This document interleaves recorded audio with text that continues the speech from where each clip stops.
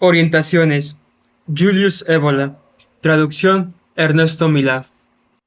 Biografía: Giulio Cesare Andrea Evola, quien posteriormente sería llamar Julius debido a la gran admiración que le profesaba al Imperio Romano. Vio la luz primero en la capital italiana el 19 de mayo de 1898, en el seno de una familia de antiguo linaje siciliano, hijo de Vincenzo Evola, nacido en 1854, y Concetta Mangiapane, nacida en 1865. Julius ostentaba el título nobiliario de barón, ya que su estirpe provenía de los Eboli, aristócratas de finales de la Edad Media, que eran oriundos de Castropignan, reino de Sicilia. Durante su adolescencia empezó a manifestar una tendencia rebelde y combativa contra el mundo moderno, la cual lo llevó a incursionar en la pintura, actividad artística que consideraba uno de sus talentos naturales, pero también en la obra literaria de Oscar Wilde y de Gabriel D'Annunzio. Asimismo, a los 17 años estuvo a punto de iniciar sus estudios de ingeniería en el Instituto Técnico Leonardo da Vinci, pero abandonó ese propósito para enrolarse en el ejército y participar como oficial de artillería en la Primera Guerra Mundial, en la que combatió con heroísmo en la batalla de Asiago. Terminada la Gran Guerra, se asoció con el escritor Filippo Marinetti, fundador del futurismo. De su producción emanada de ese movimiento de vanguardia, sobresale el hermoso poema Astrid, en el que el maquinismo, la velocidad, la exaltación del instinto y el vértigo se encuentran ejemplificados por el automóvil, vagones de carbón, el cielo de zinc y la mujer fatal, componentes que a la postre habría de criticar y que inducen a la unión erótica en una atmósfera afectada de disolución. Ese poema irradia un exquisito sensualismo, mas no existe en él una verdadera trascendencia metafísica que Évola descubriría ulteriormente no en la poesía, sino en su incursión en las disciplinas tántricas. Al poco tiempo acabó por desencantarse de esa corriente artística para luego erigirse en un destacado dadaísta que aportó poemas, pinturas y colaboraciones a la revista Revue Bleu. De este periodo se distingue su poema a cuatro voces, La palabra oscura del paisaje interior, escrito originalmente en francés, en el que hace gala de un lenguaje críptico y lleno de vocablos similares a mantras que prefiguran su adhesión a la cultura hindú. En dicho texto sobresale el elemento nagra, que funciona como una alegoría de la voluntad y que explica la aspiración total, cruel e inexorable de la superación de lo humano, la cual será un tema de primer orden en sus escritos más relevantes.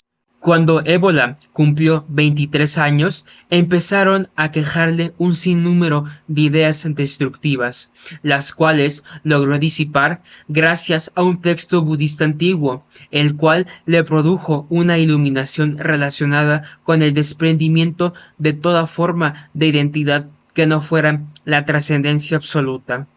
Julius publicaría más tarde el libro La doctrina del despertar, 1953, como una manera de pagar la deuda que tenía con el budismo por haberlo salvado del suicidio. Aunque el joven Évola se perfiló como el pintor dadaísta más relevante de su país, más pronto llegó a la conclusión de que el arte de vanguardia era cada vez más comercial, por lo que empezó a interesarse en las culturas tradicionales de Oriente y en los textos de Nietzsche, especialmente en el Crepúsculo de los ídolos. Ahí el pensador alemán hace referencia al proceso iniciático por el cual el carbón se convierte en diamante, advirtiendo que la única vía de superación es la de endurecimiento. Évola fue introducido en el esoterismo por Arturo Regini, quien pretendía promover una magia culta opuesta al cristianismo.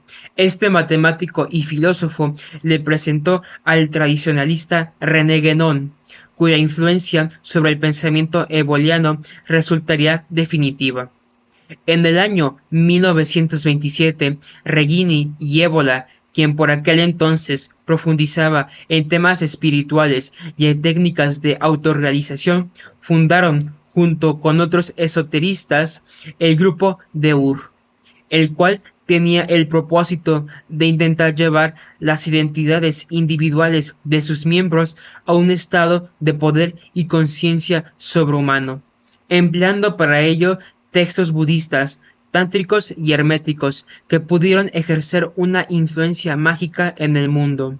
De 1934 a 1943, gracias al apoyo de Roberto Farinacci, miembro del Gran Consejo del Partido Nacional Fascista, Ébola dispuso de la página Diorama Filosófico en el diario y Régimen Fascista, en el que escribieron reconocidos intelectuales europeos. Cuando los aliados entraron a la capital romana en junio de 1944, sus servicios de inteligencia intentaron capturarlo, por lo que el maestro se refugió en Alemania, donde su libro Revuelta contra el mundo moderno era un fenómeno cultural. En ese país, los nacionalsocialistas le encargaron la redacción de una historia de las sociedades secretas europeas y su influencia en el mundo contemporáneo, para lo cual se trasladó a Viena, donde se encontraban los archivos confiscados por los alemanes a varias logias masónicas. A esa tarea se abocaba cuando la invasión soviética lo sorprendió en la capital austríaca en 1945. Fiel a su principio de vivir peligrosamente, no acudió a los refugios antiaéreos y en uno de los ataques fue herido en la columna vertebral.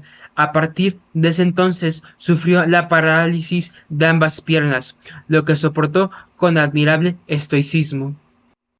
A esto le siguió un periodo de 3 años de inactividad, hasta que regresó a la Ciudad Eterna y militó en la organización extraparlamentaria Centro di Studi Ordine Nuovo, dirigido por Enzo Erra y Pino Rauti, lo que contribuyó para que fuera detenido por la Oficina Política de la Policía de Roma, acusado de ser el ideólogo de la organización Fasci de Acción Revolucionaria, razón por la que fue juzgado en 1951, bajo el cargo de pretender revivir al fascismo.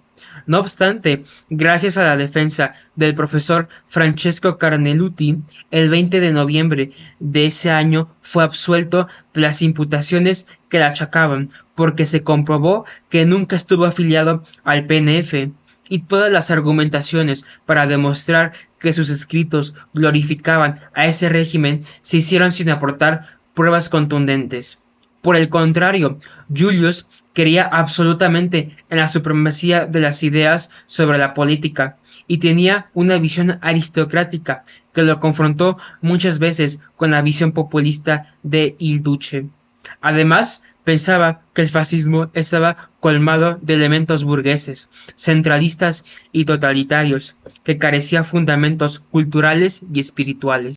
Orientaciones. El texto político más importante de la posguerra fue concebido por el último gibelino en el año de 1950. La obra constituye una guía para la acción basada en el pensamiento tradicional. Asimismo, a modo de manifiesto, fija los principios básicos que debe adoptar todo aquel que aspire a seguir caminos contrarios a los establecidos por el mundo moderno. Los temas que aborda son diversos: supremacía ante la economía, condena de las democracias mercantil, Estados Unidos y popular, la Unión Soviética, crítica implacable del materialismo marxista liberal, rechazo al nacionalismo, fidelidad a la idea y finalmente adopción de un discurso tradicionalista que se centra en la formación del hombre nuevo. A continuación, enunciamos sucintamente los aspectos nodales que abordan los 11 puntos en los que el autor dividió el texto.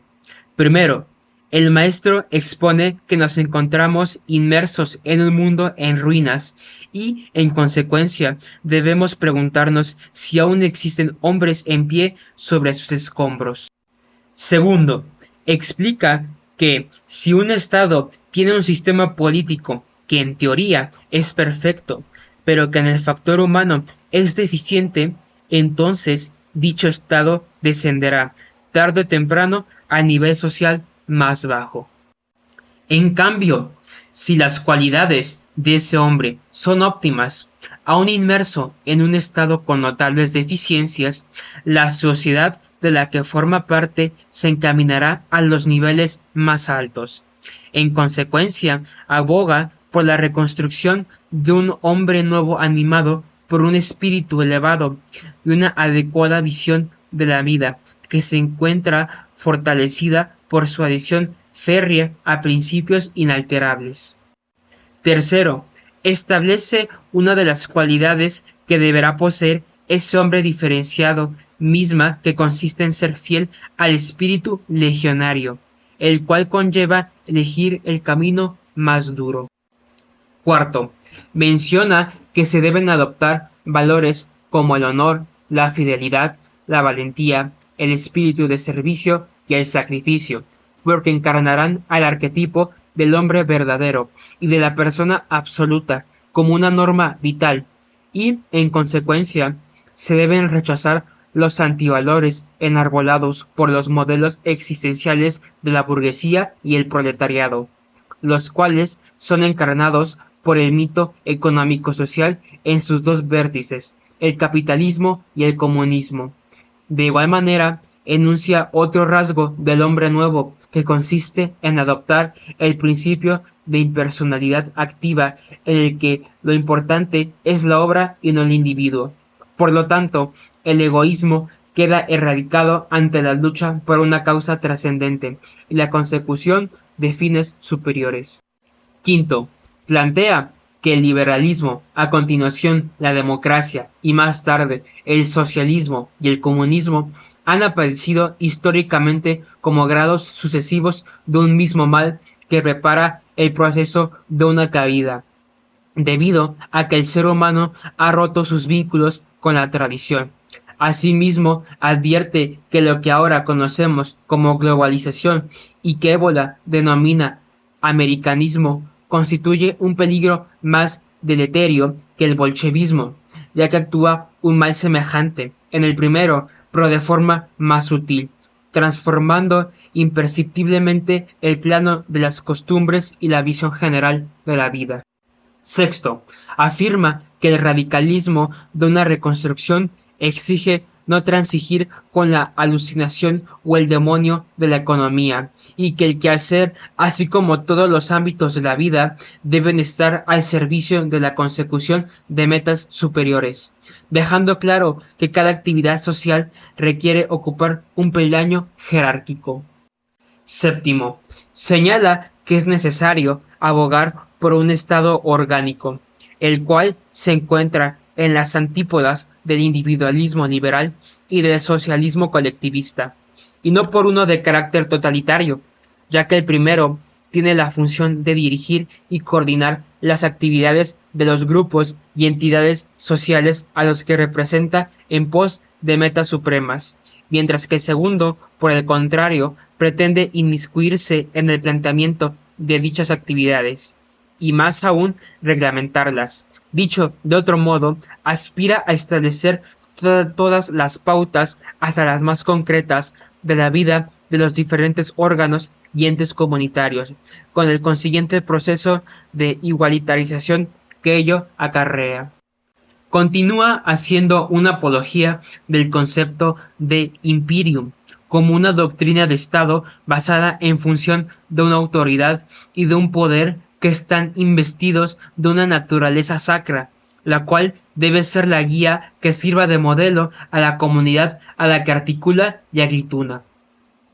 De igual manera, rechaza concepciones del Estado como la bonapartista, que no se basa en ningún fundamento de carácter superior, sino en el prestigio que al jefe de Estado le otorgan o le refrendan las fuerzas irracionales de la masa. Igualmente, repudia cualquier variante de democracia, porque en ellas el poder encuentra su legitimización en ese mismo tipo de fuerzas. Acaba por exaltar el concepto de élite revolucionaria como órgano rector del Estado y, en relación a su composición, afirma que la suprema nobleza de los jefes no es la de ser amos de siervos, sino señores que aman la libertad de quienes les obedecen. Octavo, repudia concepciones jacobinas como las del nacionalismo o de patria, las cuales suelen basarse en un enfoque físico respecto a la tierra en que se habita, o en una adhesión sentimental hacia ella o a los momentos álgidos de su pasado histórico. Ante ello, defiende que al Estado y a la idea hay que darles la primacía respecto a una nación y a un pueblo, que sólo dentro de ese Estado adquirirán una forma y un sentimiento, participando en un grado superior de existencia. Como Colofón enuncia una serie de términos que son clave para la construcción de las directrices políticas de una comunidad: idea, orden, élite, Estado y hombres de orden. Noveno, rechaza todos los subproductos originados por la llamada cultura libre, no sólo desprovistos de cualquier sentido de trascendencia, sino opuestos frontalmente a ella. Entre ellos se encuentran el economicismo, el materialismo histórico, el darwinismo, el psicoanálisis, el existencialismo, el neorrealismo, etc. Sostiene también que la verdadera realidad de la vida se encuentra subordinada a algo que va más allá, dejando atrás todo aquello que se vincula a lo meramente humano, para enfatizar que estas líneas de superación no se vinculan a lo intelectual o dialéctico, sino a lo vivencial. Aclara, por otra parte, que sólo desintoxicándonos de la cultura libre podremos conseguir la claridad, la rectitud y la fuerza. Décimo, manifiesta la doble posibilidad de superar a la sociedad burguesa y al espíritu burgués, los cuales pueden descender aún más bajo hasta desembocar en una subhumanidad colectivizada y materializada, que es por la que propugna el realismo marxista. Por ello, es necesario combatir a la civilización burguesa mediante el desdén de la vida cómoda y siguiendo a los que exigen todo de sí mismo y que aman la unión entre la vida y el riesgo, haciendo propia la idea desnuda y la acción precisa. Onceavo, niega por igual la legitimidad del Estado laico como la del clerical, criticando a este último por su moralismo y por sus componentes de humanitarismo, justnaturalismo e igualitarismo, así como por su ideal de amor y perdón, en lugar del ideal del honor y la justicia. Le reprocha al catolicismo que no haya sido capaz de hacer suya una elevación ascética, al estilo del espíritu del medievo de los cruzados, la cual era integradora de los mejores elementos del antiguo paganismo del Imperio Romano, sino que contrariamente haya descendido a un nivel mediocre y, en el fondo, burgués y mezquino. Como conclusión, advierte que es necesario defender la intransigencia absoluta de la idea tradicional aristocrática y antiproletaria, en función de la cual debemos permanecer unidos. Manifiesta que es indispensable afirmarla en la forma del hombre nuevo, del hombre de la resistencia y del hombre erugido entre las ruinas. 8 años después, Julius publicó su libro Metafísica del sexo, en donde estudia la función significativa de lo masculino y lo femenino a la luz de las doctrinas tradicionales de Oriente y Occidente. La tesis esgrimida por Evola es que el mundo moderno quebró las verdaderas potencialidades trascendentes del hombre y la mujer. Trata asimismo de rehabilitar a la verdadera metafísica del sexo, es decir, de reencontrar la unidad en su diferenciación ontológica y de la verdadera sexualidad. Por otra parte, en su antología póstuma, La civilización americana, Ébola describe a Estados Unidos como la etapa final de la decadencia europea, la cual se caracteriza por la falta de forma interior, misma que se refleja en su individualismo vacuo, en su conformismo y en su vulgaridad bajo la égida universal del dinero, sostenida que la filosofía mecanicista y racional del progreso estadounidense se combina con un horizonte mundano de prosperidad para transformar al mundo en un enorme centro comercial suburbano. En 1961, Julius Evola concibió una de sus obras más significativas, Cabalgar el Tigre, la cual configura un breviario para quien, a sabiendas de que habita un mundo que le es ajeno, se siente exiliado de la patria del espíritu. Que ese ámbito distorsionado no se trata de que el hombre diferenciado huya del peligro, el tigre, sino que lo afronte montándolo para su anulación, de tal suerte que logre permanecer asido a la fiera y de que consigna domesticarla. Este simbolismo fue aplicado por Ébola no solo a una línea de conducta dentro del plano interior, sino también a la actitud que se debe adoptar cuando se manifiestan situaciones críticas en el plano histórico y colectivo, las cuales se presentan en determinadas edades o eras que se encuentran en un estado de disolución. Pese a permanecer 25 años parapléjico y confinado a una silla de ruedas, Julius Evola cabalgó de manera incesante sobre el lomo del tigre. No obstante, cuando la fiera estaba a punto de desplomarse y caer agotada, el varón falleció el 11 de junio de 1974 en su departamento de la capital romana de una insuficiencia cardíaca. Antes de morir, le pidió a su hijo que lo sentara en su escritorio para recibir por última vez los rayos del sol que se filtraban por la ventana de su estudio. Ébola, que alguna vez fue un alpinista consumado y que plasmó sus experiencias espirituales en la montaña en su libro Meditaciones de las Cumbres, fue incinerado por voluntad propia y la urna donde depositaron sus cenizas fue colocada a 2.500 metros de altura en el Monte Rosa. De esa forma cristalizó su deseo de que ese majestuoso pico se convirtiera en su entrada simbólica a los umbrales del cielo. En su epitafio aún puede leerse: He morto non caduco, he muerto, no he caído. René Tellez Lendech. Julius Evola. Metafísica del sexo. Introducción. 1. Delimitación del tema. El título del presente libro requiere una precisión por lo que respecta al término metafísica.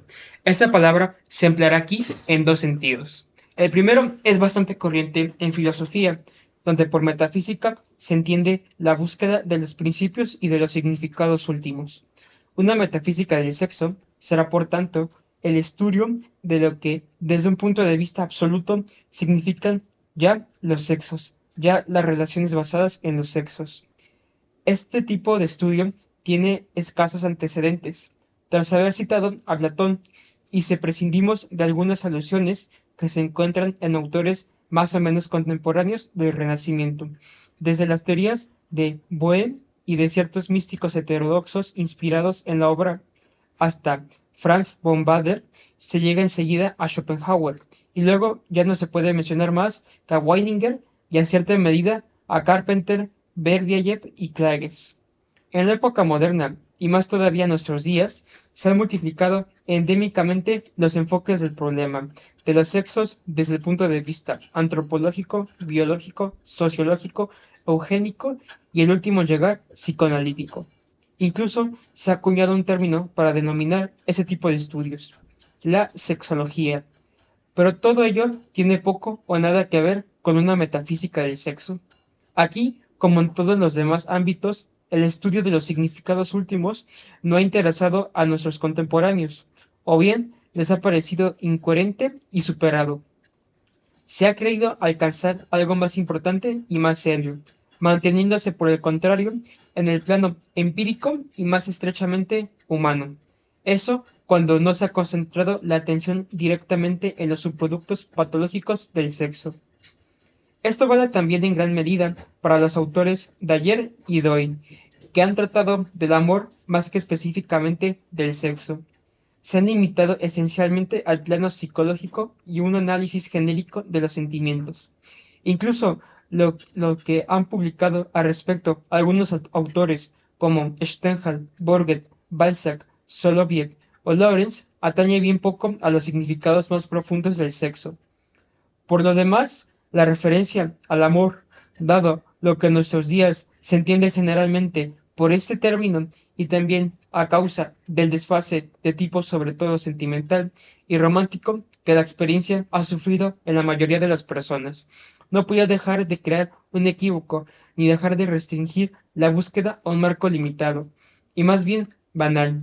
Solo aquí y allá, y casi diríamos que por casualidad, alguien se ha acercado en lo que tiene que ver con la dimensión profunda o dimensión metafísica del amor en su relación con el sexo. Pero en estudio, la palabra metafísica se entenderá igualmente en otro sentido que no carece de relación con su etimología, puesto que la metafísica designa, en sentido literal, la ciencia de lo que va más allá de lo físico. Este más allá del plano físico, sin embargo, nos remitirá a conceptos abstractos o a ideas filosóficas, sino a lo que como posibilidad de experiencia, no solo física, como experiencia transpsicológica y transfisiológica, resulta de una doctrina de los estados múltiples del ser, de una antropología que no se detiene, como la de los últimos tiempos más recientes, en el simple binomio alma-cuerpo, y que conoce en cambio modalidades sutiles e incluso trascendentes de la conciencia humana. Este tipo de conocimiento terreno desconocido para la mayoría de nuestros contemporáneos, forma parte integrante de las antiguas disciplinas y tradiciones de los pueblos más diversos. De él obtendremos, pues, puntos de referencia para una metafísica del sexo, entendida en el segundo sentido de la expresión, para delimitar todo aquello que, en la experiencia del sexo y del amor, conduce a un cambio de nivel de la conciencia corriente, física, y a veces incluso a cierta superación de los conocimientos del yo individual y al afloramiento o inserción momentánea en la conciencia de modos de ser de carácter profundo.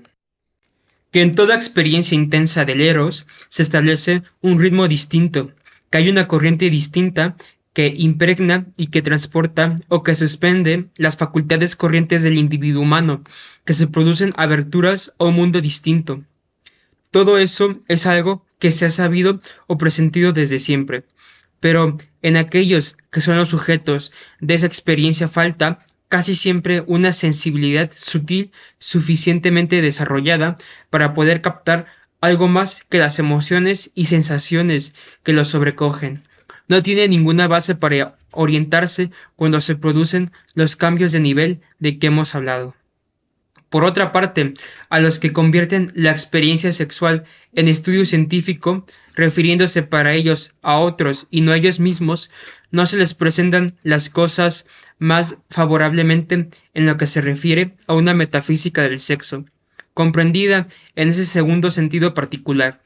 Las ciencias que están en condiciones de proporcionar referencias adecuadas para explorar esas dimensiones potenciales de la experiencia del eros se han perdido casi del todo. Por eso han faltado los conocimientos necesarios para definir en términos de realidad los contenidos posibles de lo que habitualmente se vive de manera irrealista, al reducir lo no humano a la exaltación de ciertas formas puramente humanas como la pasión y el sentimiento, simple poesía, lirismo, romanticismo idealizante y cursilería de todas las cosas. Estas observaciones se refieren al campo erótico que podemos llamar profano, que es prácticamente el único que conocen el hombre y la mujer del occidente moderno, y también el único que tienen en consideración los psicólogos y los sexólogos de nuestros días. Cuando indiquemos los significados más profundos que se esconden en el amor en general e incluso en el acto crudo que lo expresa y lo realiza, ese acto en el que se forma un ser múltiple y monstruoso, en el que se diría que hombre y mujer buscan humillar, sacrificar todo cuanto hay en ellos de hermoso, en palabras de Barbus, tal vez la mayoría de los lectores no se reconozcan en todo ello y piensan que no se trata más que de interpretaciones completamente personales, imaginarias y arbitrarias, abstrusas y herméticas. Las cosas solo tendrán esta apariencia para los que consideran absoluto lo que por regla general observan en nuestros días a su alrededor, o bien lo que experimentan ellos mismos. El mundo del Eros, sin embargo, no ha comenzado en nuestra época, y no hay más que referirse a la historia, a la etnología, a la historia de las religiones, a la sabiduría de los misterios, al folclore y a la mitología para darse cuenta de que hay formas del Eros y de la experiencia sexual en las que se reconocieron e integraron unas posibilidades más profundas y en las que se ponían suficientemente de relieve unos significados de orden transfisiológico y transpsicológico, como los antes citados. Este tipo de referencias bien establecidas y unánimes en las tradiciones de civilizaciones, sin embargo, muy distintas, permitirán rechazar la idea que pretende que la metafísica del sexo es un simple capricho. Lo que hay que concluir es otra cosa. Habrá que decir más bien que, como por atrofia, algunos aspectos del Eros han pasado a estado latente, se han vuelto indiscernibles en la aplastante mayoría de los casos, y que de ellos no quedan, en el amor sexual corriente, más que rastros e indicios, de modo que, para poder ponerlos de relieve, hace falta una integración, un proceso análogo al que en las matemáticas representa el paso de la diferencial a la integral. En efecto, no es verosímil creer que en las formas antiguas del Eros, a menudo sagradas o iniciáticas, hay algo inventado o añadido que no existía en el absoluto en la correspondiente experiencia amorosa. No es verosímil pensar que se hacía de esa experiencia un uso para el que no se presentaba en modo alguno, ni siquiera virtualmente y en principio. Mucho más verosímil es que esa experiencia, a lo largo de las épocas, en cierto sentido, se ha ido degradando, empobreciendo, ensombreciendo o perdiendo profundidad en la gran mayoría de hombres y mujeres, pertenecientes a un siglo de civilización esencialmente orientado a la materialidad. Se ha dicho con mucha razón que el hecho de que la humanidad haga el amor como lo hace más o menos todo, o sea, estúpida e inconscientemente, no impide que el misterio siga conservando toda su dignidad. Carece de sentido, por lo demás, objetar que ciertas posibilidades y ciertos significados del Eros no se han observado más que en casos excepcionales. Son precisamente esas experiencias de hoy que además hay que referir a lo que en otro tiempo tienen un carácter claramente menos esporádico, las que proporcionan la clave para comprender el contenido potencial, profundo e inconsciente, incluso de lo profano y de lo no excepcional. Aunque en el fondo solo se refiere a las variedades de una pasión de tipo profano y natural, tiene razón Mauclair cuando dice: en el amor se llevan a cabo los gestos sin reflexionar, y su misterio solo es claro para una ínfima minoría de seres. En la masa innumerable de seres de rostro humano hay muy pocos hombres, y de entre esta selección hay muy pocos que penetren el significado del amor. Aquí, como en cualquier otro ámbito, el criterio estadístico no tiene ningún valor, Podemos dejarlo para métodos triviales, como el empleado por Kinsey en sus famosos informes sobre el comportamiento sexual del macho y la hembra de la especie humana. En un estudio como el nuestro, es la excepción lo que tiene valor de la regla, en el sentido superior del término. A partir de ahí, ya podemos delimitar los ámbitos en los que se centrará nuestro estudio. El primer campo será el de la experiencia erótico-sexual en general, o sea, del amor profano, tal como pueden conocerlo también cualquier hombre y cualquier mujer, y buscaremos en él indicios intersticiables de algo que virtualmente lleva más allá del simple hecho físico y sentimental. El estudio puede arrancar de numerosas expresiones constantes del lenguaje de los amantes y de formas recurrentes de su comportamiento. Esta materia, pues, nos la ha proporcionado la vida de cada día. Vas a considerarla con otra luz para que, de lo que parece más estereotipado, más trivial y más vacío, podamos extraer ciertas indicaciones interesantes. También en lo que se refiere a la fenomenología del amor profano, pueden recogerse otros materiales en novelistas y dramaturgos. Es sabido que en la época moderna sus obras tienen por tema casi exclusivo el amor y el sexo. Por regla general, esta producción puede tener también cierto valor de testimonio, de documento humano, porque la materia prima de la creación artística está constituida habitualmente por una experiencia personal efectivamente vivida, o al menos tendencial, y lo que además presenta para merecer el nombre de arte en lo que hace sentir, decir o hacer a los distintos personajes, no siempre se reduce a la ficción y a la imaginación, sino que por el contrario puede tratarse de integraciones, de amplificaciones e intensificaciones en las que se ilumina claramente lo que en la realidad, en la experiencia personal del autor o de otros individuos, se ha presentado de manera solamente incompleta, muda o a modo de connato.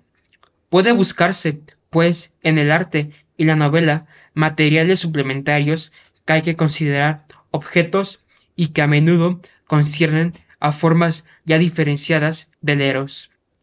Pero la búsqueda de materiales tropieza con dificultades particulares cuando se trata de datos que se refieren a un ámbito importante para nuestro estudio, que es el campo de los estados que se manifiestan durante el apogeo de la experiencia erótico-sexual, durante el acoplamiento. La literatura, en ese caso, no ofrece demasiado.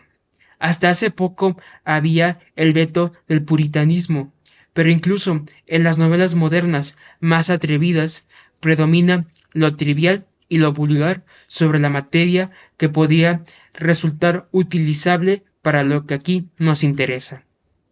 De la propia literatura pornográfica clandestina se puede sacar bien poco, fabricada esencialmente para excitar a los lectores. Es terriblemente pobre en lo que se refiere, no a los hechos y escenas descritas, sino a las correspondientes experiencias interiores. Cosa lógica, por otra parte, pues esta literatura está generalmente privada de toda autenticidad. En cuanto a la posibilidad de recoger materiales directamente, se encuentra aquí una doble dificultad, subjetiva y objetiva. Subjetiva, porque no ya con extraños, sino con la propia pareja masculina o femenina, se rehúye hablar con exactitud y sinceridad de lo que se experimenta en las fases más exaltadas de la intimidad corporal. Y dificultad objetiva, porque esas fases corresponden muy a menudo a formas de conciencia reducida. Y es lógico que sea así en la mayoría de las personas, hasta el punto de que cabe que no se recuerde lo que se ha sentido, y ni siquiera lo que se ha dicho o hecho en esos momentos, cuando estos se desarrollan en sus formas más interesantes. Hemos podido constatar precisamente que los momentos cumbre de la sexualidad, extáticos o frenéticos, suelen coincidir con interrupciones más o menos profundas de la conciencia en los amantes, de donde éstos vuelven en sí como vaciados, o bien lo que es pura sensación u emoción paroxística, termina por confundirlo todo. Gracias a su profesión, los neurólogos y los ginecólogos se encuentran teóricamente en una situación muy favorable para reunir materiales útiles si supiesen cómo orientarse y se interesasen por este campo. Pero no es este el caso. Con extremo buen gusto, la escuela positivista del siglo pasado llegó a publicar fotografía de órganos genitales femeninos para establecer peregrinas correspondencias entre mujeres delincuentes, prostitutas y mujeres de las poblaciones salvajes. Pero presentar una colección de testimonios de tipo introspectivo sobre la experiencia interior del sexo parece no tener ningún interés para ellos. Por lo demás, cuando en este campo intervienen pretensiones científicas sexológicas, los resultados suelen dar en general muestras de una incompetencia más bien grotesca. Y es que aquí, como en otros campos, la condición previa para comprender una experiencia es conocerla ya personalmente, de manera adecuada. Havelock Ellis ha destacado con razón que las mujeres que muy seria y muy sinceramente escriben libros sobre estos problemas sexuales son a menudo las últimas a las que habría que dirigirse como individuos representativos de su sexo. Las que más saben son las que menos han escrito. Diremos más, las que más saben son las que no han escrito nada en absoluto, y la cosa naturalmente vale también en gran medida para los hombres. Finalmente, en cuanto al ámbito del eros profano, debemos repetir que la disciplina que más recientemente ha hecho del sexo y de la libido una especie de idea fija, o sea, el psicoanálisis, no nos interesa demasiado debido a los objetivos de este estudio. Solo podrá ofrecernos indicaciones útiles de manera episódica. Por regla general, sus investigaciones se han visto falseadas desde el punto de partida por sus propios prejuicios y por su concepción absolutamente desviada y contaminadora del ser humano. Incluso puede decirse que precisamente porque hoy el psicoanálisis, mediante una inversión casi demónica, ha puesto de relieve una primordialidad infrapersonal del sexo, hay que ponerle otra primordialidad metafísica, de la cual es degradación la primera. Esa es la intención fundamental de este libro. Todo pues en el ámbito de la sexualidad corriente, diferenciada o no, la cual, como se ha dicho, no debe identificarse sin más con toda sexualidad posible. Hay en efecto otro ámbito mucho más importante para nosotros, que es el que corresponde a las tradiciones que han conocido una sacralización del sexo, un uso mágico, sagrado, ritual o místico de la unión sexual e incluso de la orgía, a veces en formas colectivas e institucionalizadas. Fiestas estacionales, prostitución sagrada, hierogamias, etc. Los materiales de que hemos dispuesto a ese respecto son bastante extensos. Su carácter retrospectivo nada quita su valor. También aquí todo depende de la posesión o no posesión de los conocimientos adecuados para proceder a una interpretación justa sin considerar todos estos testimonios como lo hacen prácticamente sin excepción los historiadores de las religiones y los etnólogos, es decir, con el mismo interés neutro que puede experimentarse por objetos de museo. En ese segundo campo, con su fenomenología referida a una sexualidad que ya no es profana, admite, a su vez, una división que puede hacerse corresponder con la que existe entre exoterismo y esoterismo, costumbres corrientes y doctrina secreta.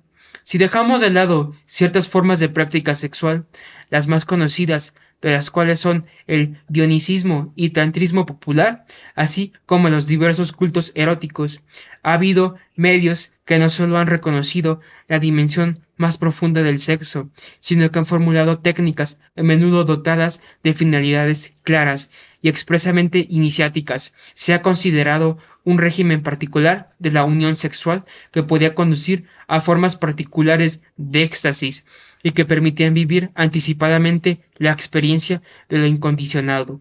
Existe documentación referida a este campo esencial, y aquí la concordancia bastante visible de la doctrina y los métodos en las distintas tradiciones es muy significativa. Considerando estos distintos ámbitos como partes de un todo que se completan y se esclarecen recíprocamente. La realidad y el sentido de una metafísica del sexo que quedarán suficientemente claros, lo que habitualmente los seres humanos solo conocen cuando se sienten atraídos el uno por otro, cuando se aman y se unen, será restituido al conjunto más vasto del que todo ello forma parte principalmente. A causa de circunstancias especiales, esta obra representará poco más que un esbozo. En nuestros libros hemos tenido la ocasión de hablar de la doctrina esotérica del andrógino, así como de las prácticas sexuales de las que es fundamento esta doctrina. Por lo que se refiere a la parte más nueva, es decir, la búsqueda en el campo del amor profano, hubiéramos tenido que disponer de materiales mucho más abundantes, pero aparte de las dificultades antes señaladas, una situación contingente totalmente personal nos ha impedido recogerlas. Con todo, habrá las suficientes para indicar una dirección y para dar una idea de conjunto. 2. El sexo en el mundo moderno. Antes de entrar de lleno en el tema, tal vez nos resulten inútiles unas breves consideraciones sobre la época en que se ha escrito este libro. Todo el mundo conoce el papel que desempeña el sexo en nuestra época, hasta el punto de que actualmente podría hablarse de una especie de obsesión sexual. Nunca como hoy en día se ha puesto tan en primer plano el sexo y la mujer. De mil formas distintas, la mujer y el sexo dominan en la literatura, el teatro, el cine, la publicidad, en toda la vida práctica contemporánea. De mil formas, la mujer es exhibida para atraer e intoxicar sexualmente al hombre sin cesar. El striptease, la moda americana de la muchacha que en escena se va desnudando progresivamente, quitándose una tras otra sus prendas más íntimas, hasta el mínimo necesario para mantener en los espectadores la atención propia de ese complejo de espera, o estado de suspense, que se veía destruido por la desnudez inmediata, completa y descarada. Tiene el valor de símbolo que resume todo cuanto en los últimos decenios de civilización occidental se ha desarrollado en todos los terrenos bajo el signo de sexo. Por supuesto que los recursos de la técnica se han empleado al efecto. Los tipos femeninos más particularmente fascinantes y excitantes ya no solo se conocen como antes en las zonas restringidas de los países en que viven o se encuentran, cuidadosamente seleccionadas y puestas de relieve a toda costa a través del cine, la revista, la televisión, las revistas ilustradas, etc. Actrices, estrellas y mises se convierten en foco de un erotismo cuyo radio de acción es internacional e intercontinental, del mismo modo que su esfera de influencia es colectiva, incluyendo capas sociales que en otro tiempo vivían dentro de los límites de una sexualidad normal y anódina. De esta moderna pandemia del sexo hay que destacar el carácter de cerebralidad. No se trata de impulsos más violentos que solo se manifiestan en el plano físico, dando lugar, como en otras épocas.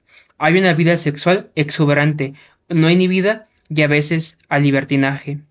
Hoy el sexo más bien ha impregnado la esfera psíquica, produciendo en ella una gravitación insistente y constante alrededor de la mujer y del amor. Se tiene así como tono de fondo en plano mental un erotismo que presenta dos grandes características. En primer lugar, una excitación difusa y crónica, prácticamente independiente de toda satisfacción física concreta, porque dura como excitación psíquica. En segundo lugar, y en parte como consecuencia de ello, ese erotismo puede llegar incluso a coexistir con la castidad aparente. Por lo que se refiere al primero de esos dos puntos, Es característico que se piense mucho más en el sexo hoy en día que en tiempos pasados, cuando la vida sexual era menos libre y podía esperarse lógicamente, puesto que las costumbres limitaban con más fuerza una libre manifestación del amor físico. Esa intoxicación mental que en cambio es típica de nuestra época.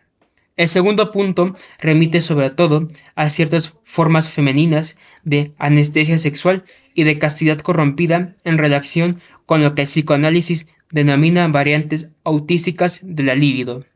Se trata de esas muchachas modernas para las cuales la exhibición de la desnudez a la acentuación de todo lo que pueda hacerlas provocativas para el hombre, el culto de su propio cuerpo. Los cosméticos y todo lo demás representan lo esencial y les proporcionan un placer traspuesto que prefieren al placer específico de la experiencia sexual normal y concreta, hasta provocar para con esta una especie de insensibilidad e incluso en ciertos casos de repulsión neurótica.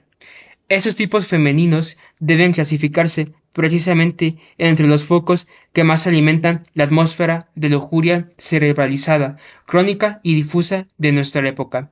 Tolstoy le dijo una vez a Gorky: para un francés, lo primero de todo es la mujer. Es un pueblo extenuado a deshecho. Dicen los médicos que todos los tísicos son sensuales.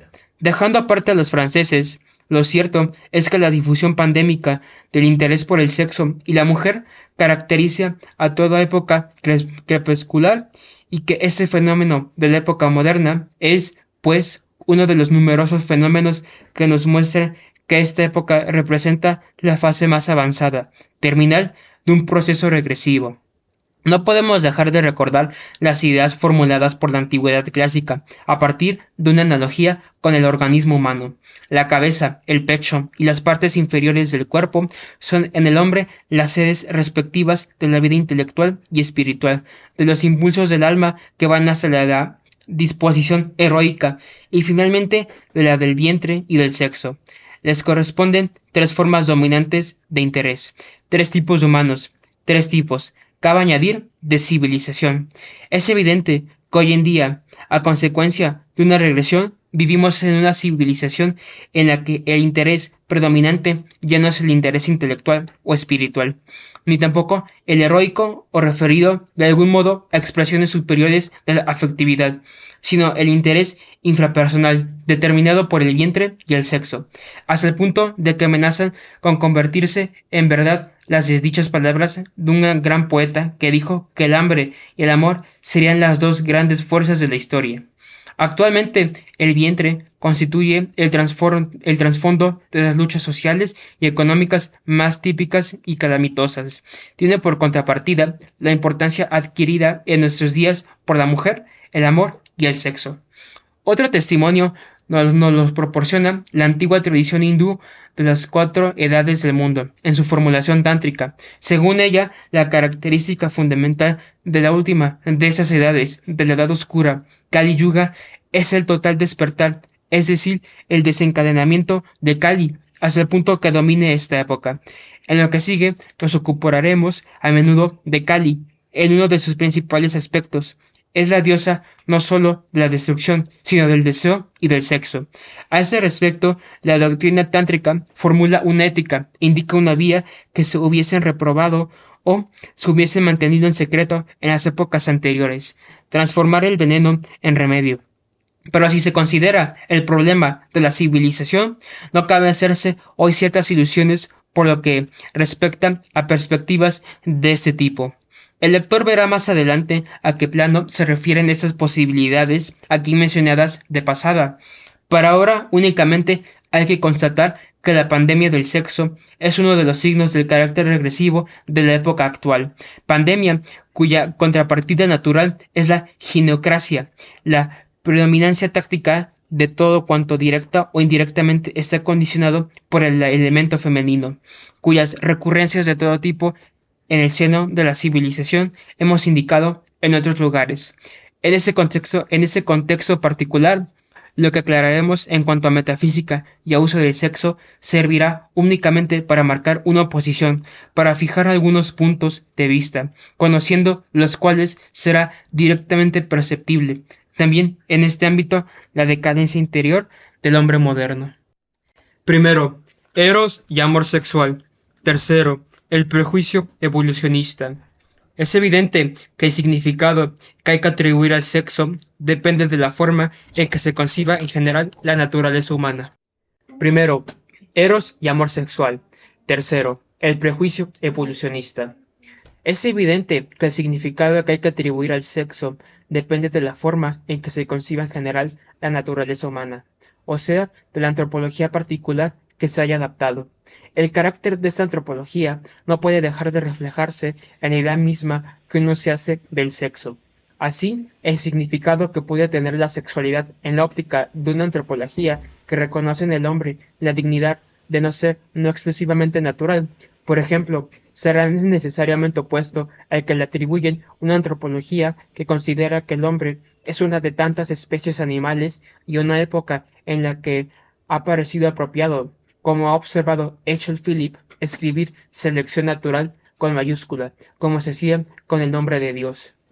Durante el periodo más reciente, y todavía hoy en los tratados con pretensiones científicas, la perspectiva de la sexología se ha resentido y se sigue resintiendo de la herencia del materialismo del siglo XIX, cuyos presupuestos fueron el darwinismo y el biologismo, o sea, una imagen del hombre completamente deformada y mutilada.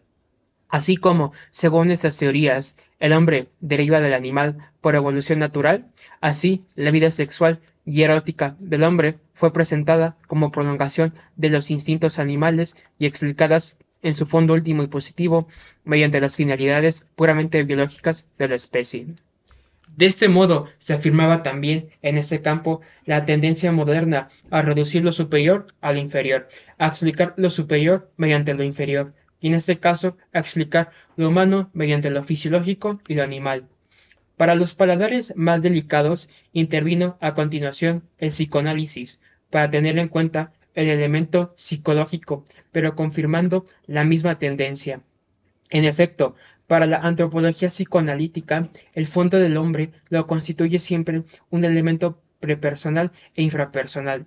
El mundo de lo inconsistente, del instinto, del ello, de los arquetipos arcaicos que remiten a una ancestralidad primitivista. Y en función de este fondo o trasfondo, suponen los psicoanalistas que pueden explicar todo cuanto el hombre era anteriormente considerado vida psíquica autónoma. Y es muy especial cuando además se trata del amor y del sexo.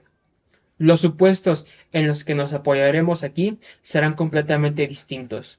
Nuestro punto de partida no será la teoría moderna de la evolución, sino la doctrina tradicional de la involución. Para ser más precisos, nos parece más exacto decir que el mono deriva del hombre por involución que afirmar que el hombre deriva del mono por evolución. Igual que para Demestre, tampoco para nosotros los pueblos salvajes son pueblos primitivos en el sentido de pueblos originales, sino que suelen ser restos degenerados, crepusculares y nocturnos de razas más antiguas, que han desaparecido por completo. Tendremos, por cierto, lo que además han presentido igualmente distintos científicos que se han alzado contra el dogma evolucionista. Colbrugg, Marconi, Dacke, Westenhofer, Adolf en las especies animales. Lo que hay que ver son las especializaciones degenerativas agotadas de posibilidades comprendidas en el ser humano primigenio, casi subproductos del verdadero proceso evolutivo, que desde el principio está centrado en el hombre.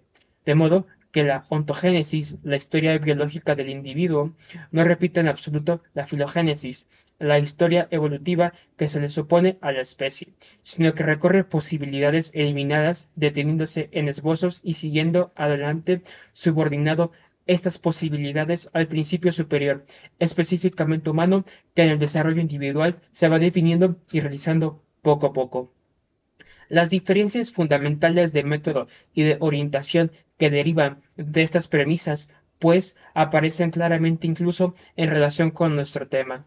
No consideramos la sexualidad humana una prolongación de la sexualidad animal, sino que por el contrario, diremos porque la sexualidad animal en sí misma, en los animales y también cual se presenta, llegado el caso en el hombre, la consideramos la caída y la regresión de un impulso que no pertenece a la esfera biológica.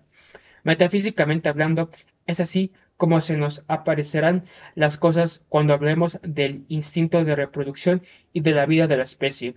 Ni el uno ni la otra son en alguno lo primero, son derivados.